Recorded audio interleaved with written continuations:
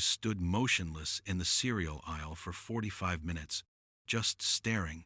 The mailman who said he'd seen them sitting in their upstairs window at 3 in the morning, watching him drive past. The neighbor who swore she heard them chanting something in a language she didn't recognize. But the real stories came from the teachers. Mrs. Patterson was the first. She was a retired elementary school teacher with 30 years of experience. She lasted exactly 6 days. In her resignation letter, which was later obtained by local journalists, she wrote, "I have never encountered children like this. They do not respond to discipline, encouragement, or any form of engagement. They simply watch and wait. I cannot explain what they are waiting for, but I know I do not want to be there when it happens." After Mrs. Patterson came Dr. Reynolds, a child psychologist who specialized in behavioral disorders. He was confident. He was experienced. He lasted 11 days. He refused to discuss the specifics of his departure, but colleagues reported that he seemed genuinely frightened. He took a sabbatical shortly after and never returned to private practice. Then came the specialists, a team from Stanford, a behavioral expert from Johns Hopkins, a world-renowned child psychiatrist who had written 3 best-selling books on adolescent psychology.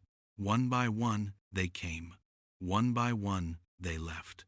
Some quietly, some abruptly, some in the middle of the night without collecting their final paycheck. The Hartwell family paid triple the standard rate for tutors and educators.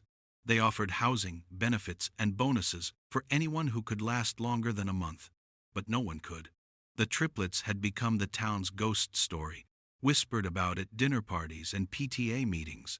Parents told their children to stay away from the Hartwell estate. Locals crossed to the other side of the street when they saw the family's black SUV approaching. And through it all, Victoria Hartwell maintained her composure. She attended charity galas. She hosted garden parties.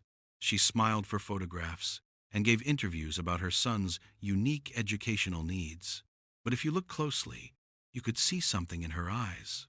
Something that looked a lot like fear. 8:14. Enter Daniel Mitchell.